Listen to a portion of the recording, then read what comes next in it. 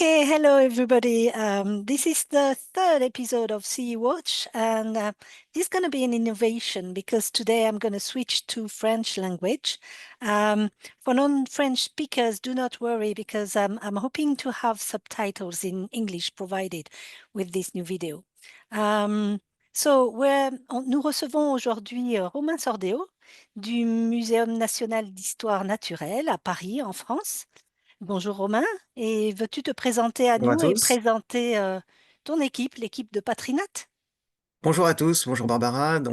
Oui, je suis Romain Sordello, je suis écologue et je travaille dans un département qui s'appelle Patrinat, qui est sous tutelle de plusieurs établissements, notamment le Muséum national d'histoire naturelle, l'Office français de la biodiversité, et qui fait donc de l'expertise dans le domaine de la biodiversité.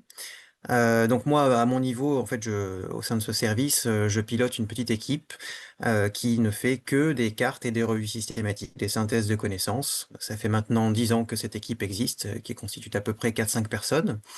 Je dirais qu'à ce jour, on a publié peut-être une quinzaine d'articles dans Environmental Evidence Journal, entre les protocoles, les cartes et les revues. L'avantage d'avoir une équipe dédiée aux synthèses de connaissances, c'est que au-delà des revues et des cartes courantes, on peut aussi développer du travail de fond. On met en place des méthodes. Par exemple, on a beaucoup travaillé l'étape de l'analyse critique. On développe aussi des choses en ce moment sur l'intelligence artificielle. Ça nous permet aussi de monter en compétence sur le long terme, hein, en termes de statistiques, par exemple. Et puis aussi, notamment, de participer au programme CIDR. Oui, tout à fait. Donc, effectivement, plusieurs personnes de ton équipe ont rejoint le Review College de Cedar depuis quelque temps. Et puis, il y en aura d'autres apparemment qui vont nous rejoindre bientôt. Pour rappel, hein, le programme Cedar, c'est une base de données qui répertorie les revues de littérature sous un terme générique, des revues qui paraissent chaque année en sciences de l'environnement. Et l'idée, c'est un peu d'évaluer leurs avantages et leurs limites au regard, avec comme référentiel, effectivement, la procédure des revues systématiques. L'idée, c'est que les décideurs puissent utiliser ces revues en toute connaissance de cause de leurs avantages et de leurs limites, justement, pour ne pas faire des erreurs. Pourquoi avoir rejoint le Review College, Romain, et puis ça vaut aussi pour tes collègues? Eh bien, donc oui, effectivement, moi en tout cas, moi-même, je participe à CIDR depuis 2018, je crois. Et au sein de l'équipe, il y a toujours eu aussi une ou deux personnes qui ont participé ou qui participent en ce moment ou qui vont bientôt rejoindre, effectivement. Pourquoi? Il y a plusieurs raisons, quelque chose qui me paraît assez important pour cette équipe de participer, de s'impliquer dans ce programme. La première raison, c'est que déjà, on a du coup acquis ce savoir-faire sur les cartes et les revues, donc ça nous paraît aussi naturel de le mettre à profit pour le programme CIDR. On connaît bien la méthode CE, donc la grille CIDR nous est quand même assez familière. Et puis, la deuxième raison, c'est pas totalement désintéressé, c'est que ça nous permet aussi de voir ce qui se fait en termes de synthèse de connaissances dans la littérature et donc de mieux situer les cartes et les revues de la CE dans ce paysage. On va pas se mentir, hein, c'est aussi un moyen quelque part de se rassurer, de reconstater à chaque fois que le niveau d'exigence de la CE effectivement est élevé parce que quiconque a participé au programme CIDR ou a consulté la base se rend compte que finalement, hein, toutes les synthèses de connaissances qui sont publiées en dehors de Environmental Evidence sont souvent moyennement notées, on va dire, pour être faibles. Voilà, et puis c'est aussi un moyen, en fait, tout simplement de faire une veille biblio hein, sur les sujets qui nous intéressent, puisque dans Seeder, ça c'est quelque chose d'intéressant. On peut choisir évidemment les cartes et les revues qu'on review. Donc du coup, on sélectionne les thèmes qui nous parlent. Et puis c'est aussi un moyen de s'impliquer dans l'environnement, dans l'univers de la CE, donc une collaboration qu'on veut soutenir, hein, qui quand même promeut quelque chose de très important pour la science. Donc voilà, il y a plein de raisons différentes qui fait que généralement, quand il y a des nouvelles personnes, je les invite assez rapidement à s'intéresser à ce programme. Mm. Oui, merci Romain. Il y a une autre raison pour laquelle j'avais envie d'échanger avec toi aujourd'hui et de collecter ton témoignage, c'est qu'en France, tu as joué un rôle vraiment particulier puisque toi et l'équipe qui t'entourait à l'époque avaient été les premiers à faire une revue systématique reconnue en tant que telle en France. J'aimerais t'inviter à partager cette expérience pour des gens dans d'autres pays qui aimeraient se lancer et qui peuvent bénéficier ainsi de ton regard sur comment ça se passe quand c'est la première fois et qu'on découvre à la fois la méthode revue systématique et qu'est-ce que tu leur conseillerais s'ils veulent se lancer dans l'aventure? Alors effectivement, donc nous on s'est lancé en 2014, on s'est formé auprès de la Fondation pour la recherche sur la biodiversité, et puis on a répondu à un appel à projet. Donc le premier appel à projet en France, hein, qui a permis une revue systématique, qui était portée par le ministère de la Transition écologique, l'AFRB, et puis les gestionnaires d'infrastructures de transport. Et donc, bah, on va pas se mentir, c'était pas évident, hein, au départ. On s'est un peu tous collectivement plantés pour plusieurs raisons. En fait, le projet globalement était relativement sous-dimensionné par rapport en fait au travail qui était à faire. Parce que c'est vrai que bah, on a dû essuyer un petit peu les plâtres, hein, découvrir vraiment concrètement la méthode de la CE, qui est une méthode qui est assez exigeante.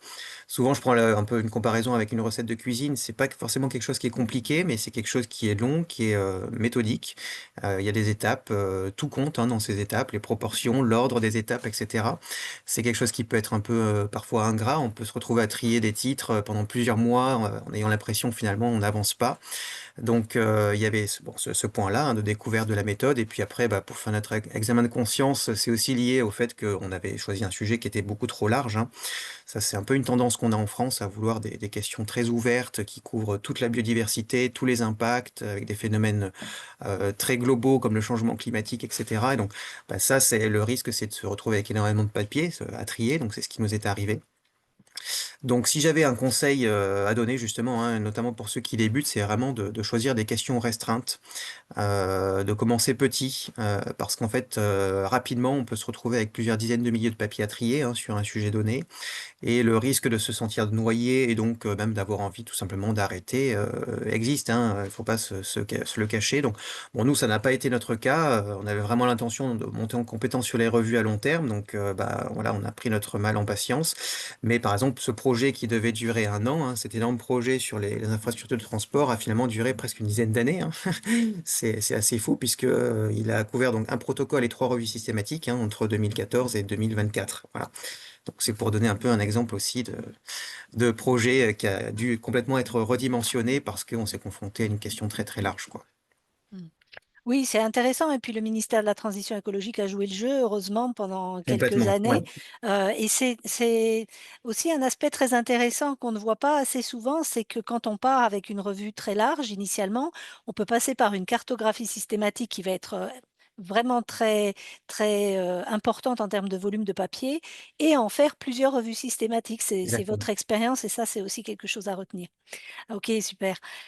Euh, Justement, quelles sont un petit peu les spécificités des revues systématiques en France? Tu en as dit quelques mots et comment tu vois évoluer cette, euh, cette envie de faire des revues systématiques en France? Est-ce que c'est encore d'actualité? Quelles sont les difficultés? Quels sont les besoins? Et comment est-ce que CE ou CIDR peuvent éventuellement contribuer à ça ou s'ajuster au contraire aux besoins? Alors c'est vrai qu'en France, hein, avant 2014, avant que la FRB promeuve cet outil, les revues systématiques étaient très très peu connues, hein, en tout cas dans le domaine de l'écologie. Mm. En France, on a beaucoup plus tendance à faire appel au dire d'experts. Donc, il existe par exemple un outil qui est les expertises collectives qui sont développées depuis longtemps par l'INRAE. Alors aujourd'hui, quand même, les choses ont beaucoup évolué. Je dirais que les revues systématiques, elles sont quand même vraiment inscrites maintenant dans le paysage hein, des outils de l'expertise. Mais néanmoins, la situation reste assez fragile, on va dire, sur le plan matériel, pratico-pratique, parce que nous, par exemple, donc on est une équipe à plein temps hein, qui ne fait que d'écarter des revues, donc ça c'est un gros atout, mais ça a aussi un coût, hein. Ça veut dire qu'il faut effectivement régulièrement trouver des financements, et bah, les appels à projets dans lesquels on peut proposer des revues systématiques restent extrêmement rares, hein. Donc il y avait celui effectivement de la FRB et du ministère de l'écologie, mais c'est à peu près tout. Donc ça, c'est une grosse difficulté, hein. On doit aussi essayer de démarcher, entre guillemets, hein, des entreprises qui seraient intéressées, de proposer nous-mêmes, de s'autosaisir parfois de sujets en commençant nous-mêmes et ensuite ça fait tache d'huile, etc. Donc ça reste des difficultés. Et puis ensuite, bah, ce qu'on fait, c'est qu'on s'adapte aussi parfois. On sait maintenant que voilà, il y a vraiment le niveau Gold qui est celui proposé par la revue systématique CEE, mais on propose maintenant aussi des outils un peu hybrides qui peuvent aller plus vite, donc qui demandent aussi un peu moins de moyens, des rapid reviews, des narrative reviews qui vont être quand même standardisées, des méta-analyses mais qui vont inclure une étape de l'analyse critique. Donc voilà, on propose un peu des produits intermédiaires et puis on a aussi complètement adopté l'outil carte systématique, hein. Comme tu le disais, c'est vraiment un outil que je trouve extrêmement pertinent. qui permet d'avoir un paysage de la connaissance, ce qu'on sait, ce qu'on sait pas. Ça parle aussi beaucoup justement aux décideurs, hein, avant de se lancer comme ça tête baissée dans une méta-analyse ou une revue systématique, quitte à se rendre compte ensuite que finalement il y a déjà une revue qui a été faite ou une méta-analyse par une équipe il y a quelques années et c'est vraiment dommage. Donc là au moins on a tout ce qui a été fait et on peut cibler comme ça les clusters. Et puis ça permet aussi d'avoir un livrable intermédiaire justement à la carte systématique parce qu'une revue systématique ça peut durer 2 ans voire plus, hein, comme je l'ai dit. Et donc pendant tout ce temps-là, les commanditaires n'ont pas de livrable de résultats, ça peut quand même les frustrer, hein, c'est clair. Donc la carte systématique, c'est aussi un moyen intermédiaire d'avoir un rendu qui n'est pas rien, hein. C'est un vrai résultat en fait de savoir qu'est-ce qui a été fait, qu'est-ce qui n'a pas été fait. On peut même inclure aussi, on l'a déjà fait, une analyse critique dans la carte systématique. Comme ça, on a un paysage qualifié de la connaissance. On a tout ce qui a été fait et en plus, est-ce que ça a été bien ou mal fait, entre guillemets. Donc voilà, on s'adapte en fait en ajustant les critères de la CE en fonction des besoins et de la demande qui n'est pas forcément toujours d'avoir le niveau d'exigence maximale. Mm. Ok, super. Merci beaucoup, Romain, pour ce témoignage. Merci. Dear watchers and listeners, I hope you enjoyed this new CE Watch, and we're looking forward to exchanging with you if you need, and we can put you in touch with Romain and the team if you want to exchange, especially in French language. So if any one of you would like to join CEDAR or join CE and contribute to this work towards excellence in evidence synthesis, please just contact us and watch for the next episode of Sea Watch. We have a series of people are waiting for that, and we will be happy to record those future interviews. Have a nice day. Thanks for listening. Bye bye.